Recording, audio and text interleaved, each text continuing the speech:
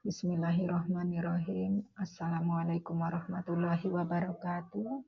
Alhamdulillahirabbil alamin wassalatu wassalamun ala asrofil anbiya wal mursalin wa ala alihi washabihi ajmain amma ba'd. Amsaina ala fitratil Islam wa kalimatil ikhlas wa ala dini nabiyyina Muhammadin sallallahu alaihi wasallam wa ala millati abina Ibrahim hanifa wa ma kana minal musyrikin. Alhamdulillah atas segala nikmat yang Allah berikan kepada kita, rasa syukur kita selalu kita panjatkan kepada Allah Subhanahu wa taala yang memberikan nikmat yang tiada pernah habisnya, begitu ya salihat ya. Salawat serta salam juga kita haturkan kepada junjungan kita kekasih Allah Rasulullah Sallallahu Alaihi Wasallam, kepada keluarganya, sahabat dan juga umatnya. Semoga kelak kita mendapat syafaatnya. Amin amin ya robbal alamin. Mohon maaf salihat yang dirahmati Allah, pekan kemarin saya tidak bisa membersamai untuk kajian pekanan ya. Semoga itu tidak menyurutkan langkah kita, tidak menyurutkan semangat kita, tidak tidak meredupkan begitu ya tekad kita begitu untuk bertolabul ilmi. Mohon maaf sekali ya, karena memang pekan kemarin itu acara begitu padatnya sehingga kita tidak bisa bertemu secara offline. Untuk materi pekan kemarin saya sampaikan juga lewat virtual tentang mengenal Al-Quran atau Ma'rifatul Quran gitu ya. Jadi melanjutkan materi pekan-pekan sebelumnya gitu ya. Tiba waktunya pada materi pengenalan Al-Quran atau Ma'rifatul Quran gitu ya. Untuk materi ini hanya sampai pada definisi Al-Quran gitu ya. Nanti bisa disambung untuk selanjutnya karena materi ini juga lumayan panjang gitu ya. Ta'riful Quran atau definisi Al-Quran.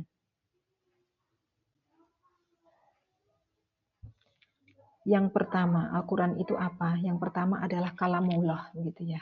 Kalamullah atau perkataan Allah. Jadi Al-Quran itu bukan ucapan atau gubahan Nabi Muhammad SAW, tapi Al-Quran itu merupakan firman Allah Subhanahu wa taala yang diturunkan melalui wahyu sehingga memberikan jaminan kesempurnaan dan juga kebebasan dari kekurangan sebagaimana yang ada pada kitab-kitab selain Al-Qur'an gitu. Jadi kitab-kitab selain Al-Qur'an itu masih memiliki kekurangan dan disempurnakanlah gitu dengan Al-Qur'an ini begitu ya. Jadi Allah memberikan jaminan kesempurnaan.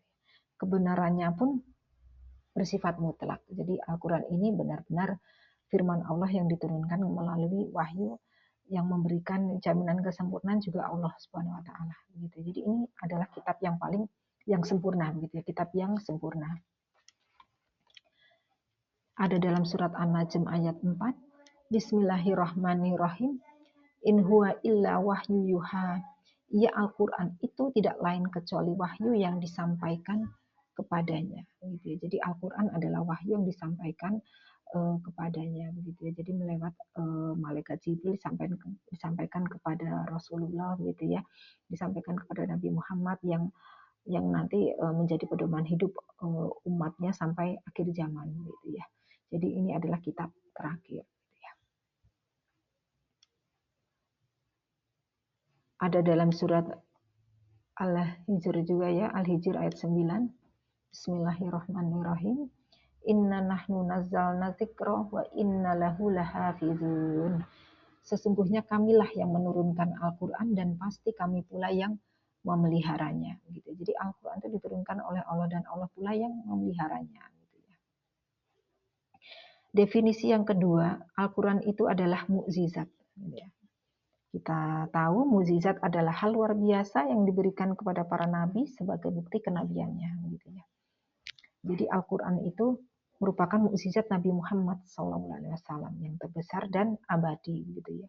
Allah menjamin dan menjaganya gitu ya. Menjamin dan menjaga Al-Qur'an ini sehingga tidak akan pernah mengalami perubahan begitu. Jadi al-munazzalu ala al-mu'jizu gitu ya. Jadi al-mukjizat begitu ya. Jadi Al-Quran ini adalah mukjizat gitu ya. Ada dalam surat Al-Baqarah ayat 23 ya. Bismillahirrahmanirrahim. Wa in kuntum fi raibin mimma nazzalna ala abdina fa'tu bi suratin min misli wad'u syuhada'akum min dunillahi in kuntum shadiqin. Jika kamu tetap dalam keraguan tentang apa Al-Quran yang kami turunkan kepada hamba kami, Nabi Muhammad, buatlah suatu surah yang semisal dengannya dan ajaklah penolong-penolongmu selain Allah. Jika kamu orang-orang yang benar, begitu tidak akan bisa begitu ya. Manusia, bahkan manusia berkumpul dengan jin pun nggak akan bisa menyamai Al-Quran begitu ya. Berkumpul untuk menulis begitu ya, mungkin syair yang indah begitu untuk menyamai Al-Quran begitu, di dalamnya ada hukum-hukum, ada moral, ada pedoman hidup begitu. Namun tidak akan bisa gitu, tidak akan bisa untuk menyamai dengan Al-Quran gitu ya.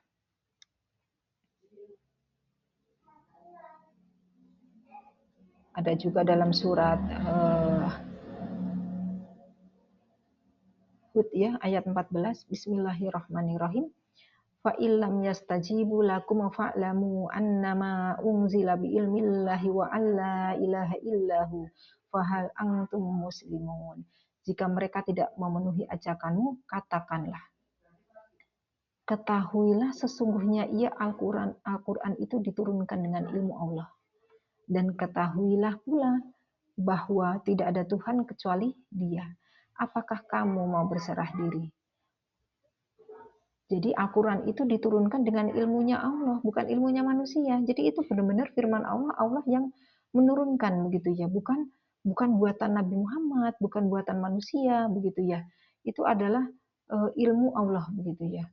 Jadi benar-benar diturunkan oleh Allah begitu ya. Jadi dengan diturunkannya Al-Quran ini adalah sebagai pedoman hidup untuk umat Islam begitu ya.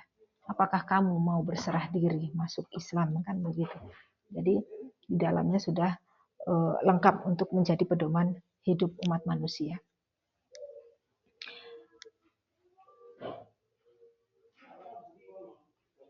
Yang ketiga ya, sampai yang ketiga ya tadi ya. Definisi Al-Quran yang ketiga adalah yang diturunkan kepada hati Nabi Muhammad Sallallahu Alaihi Wasallam. Jadi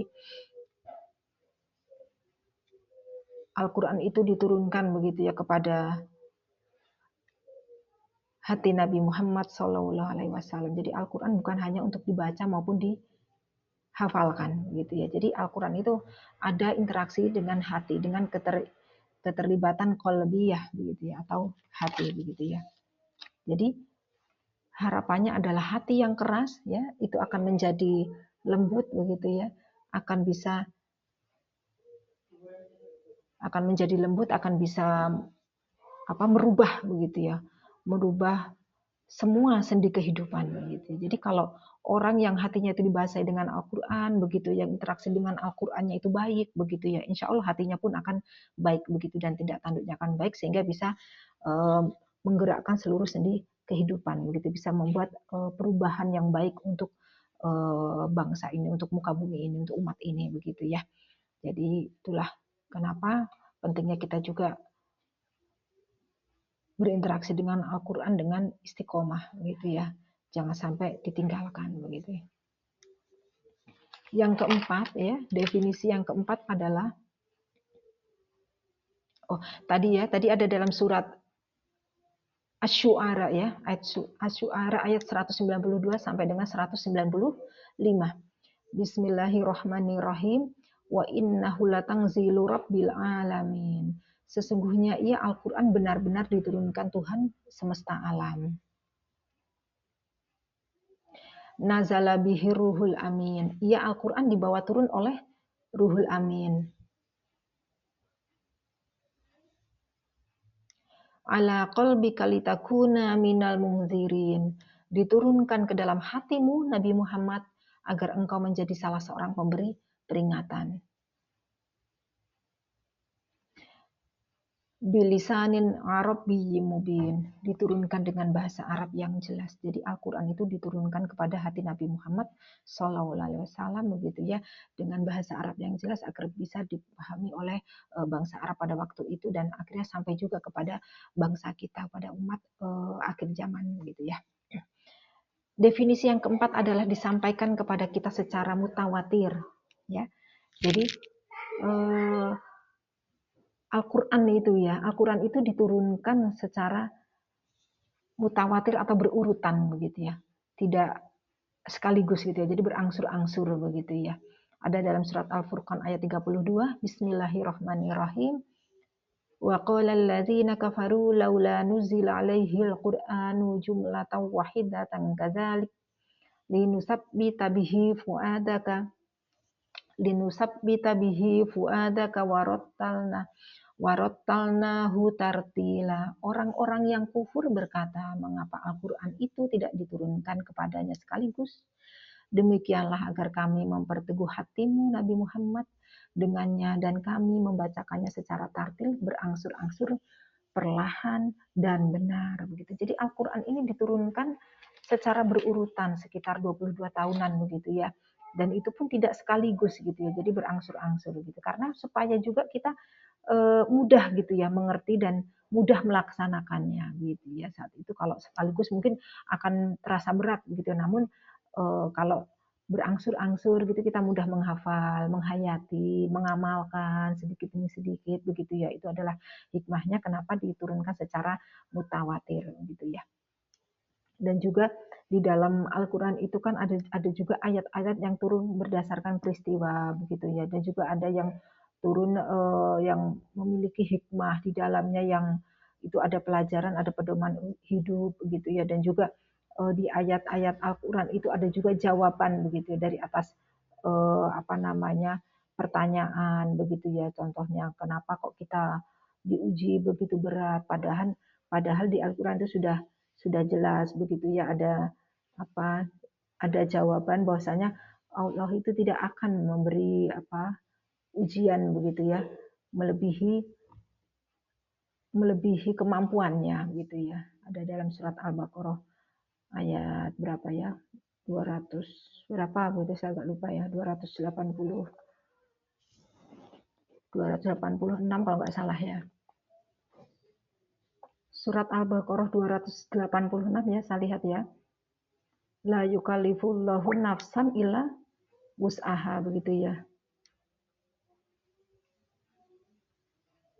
Allah tidak membebani seseorang kecuali menurut kesanggupannya begitu. Jadi tidak akan Allah itu membebani seseorang jika orang tersebut tidak sanggup memikulnya atau menanggungnya begitu ya.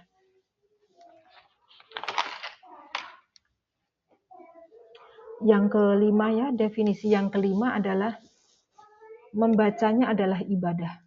Jadi dengan membaca Al-Quran itu adalah ibadah begitu ya. Ayat 29 sampai 30 surat Fatir ya. Bismillahirrahmanirrahim. Innalladzina yatluna kitaballahi wa aqamus sholata wa anfaqu mimma razaqnahum sirran wa alaniyatan yarjuna tijaratan lan tabura. Tijaratan lang tabur. Sesungguhnya orang-orang yang selalu membaca kitab Allah, Al-Quran, menegakkan sholat, dan menginfakkan sebagian rezeki yang kami anugerahkan kepadanya secara sembunyi-sembunyi dan terang-terangan, mereka itu mengharapkan perdagangan yang tidak akan pernah rugi. Liyuwaffiyahum ujurahum wa yazidahum min fadlih innahu ghafurun syakur. Demikian itu agar Allah menyempurnakan pahala mereka dan menambah karunia-Nya, sesungguhnya Allah Maha Pengampun lagi Maha Mensyukuri begitu ya. Jadi kita membaca Al-Qur'an itu adalah ibadah. Satu huruf itu dibalas 10 pahala. Nah, kita tiap hari baca berapa ayat, ya, berapa lembar, gitu ya, berapa halaman, berapa juz, begitu ya. Alhamdulillah kalau saya lihat yang dirahmati Allah sudah terbiasa dengan one day one juz itu masya Allah luar biasa itu ya. Minimal dipertahankan, begitu ya. Jadi kalau belum bisa menambah, tapi dipertahankan, gitu ya. Jangan sampai malah berguguran atau malah menurun, begitu ya. Jadi itu. Kalau kita membaca Al-Quran itu kita sudah memiliki indikator ya, memiliki indikator bahwasanya kita adalah seorang yang beriman gitu. Jadi Karena membaca Al-Quran itu merupakan salah satu indikasi keimanan seseorang. Jadi semakin besar iman seseorang, maka semakin intens membaca Al-Quran dan juga semakin meningkat keimanannya, gitu ya. Siapa yang merugi membaca Al-Quran? Tentu tidak, gitu ya. Jadi orang yang membaca Al-Quran itu adalah orang yang benar-benar beruntung, karena nanti Al-Quran salah satunya adalah bisa menjadi cahaya ketika kita sudah di alam kubur, begitu ya. Itu ya salihat yang dirahmati Allah, ma'rifatul Quran atau mengenal Al-Quran, gitu ya. Jadi pekan ini nanti semoga bisa kita lanjutkan ya materi mengenal Al-Quran ini. Untuk yang saat ini cukup pada definisi Al-Quran. Semoga dengan tadi ya, dengan kita belajar bagaimana mengenal Al-Quran itu, semoga bisa menambah semangat kita untuk interaksi dengan Al-Quran, begitu ya. Semangat kita untuk mengkaji lebih dalam Al-Quran, begitu ya. Karena kita tahu Al-Quran itu memang benar-benar firman Allah Subhanahu wa taala yang diturunkan melalui wahyu, melalui perantara malaikat Jibril, diturunkan kepada Nabi Muhammad SAW, begitu ya. Dan juga merupakan mukjizat yang Allah turunkan kepada Nabi Muhammad SAW, begitu. Dan juga merupakan salah satu ibadah, begitu ya, ibadah yang dapat kita laksanakan, gitu ya, amalan-amalan yang bisa kita laksanakan dapat nilai ibadah dari Allah Subhanahu wa taala, gitu ya. Jadi Al-Qur'an itu adalah kalamullah yang merupakan mukjizat yang diturunkan ke hati Nabi Muhammad Shallallahu alaihi wasallam, yang diriwayatkan kepada kita secara mutawatir atau berurutan berangsur-angsur tadi, begitu ya, dan membacanya adalah ibadah. Itu ya salihat yang dirahmati Allah, semoga Allah memudahkan kita untuk berinteraksi dengan Al-Quran, dengan hati kita, dengan lisan kita, dengan amal perbuatan kita, begitu ya, menjadi pedoman hidup kita itu ada dalam Al-Quran semua, begitu ya, semua hukum-hukum, semua ajaran nilai-nilai itu ada dalam Al-Quran. Fikum, bila taufiq wal hidayah. Wassalamualaikum warahmatullahi wabarakatuh. Fikum.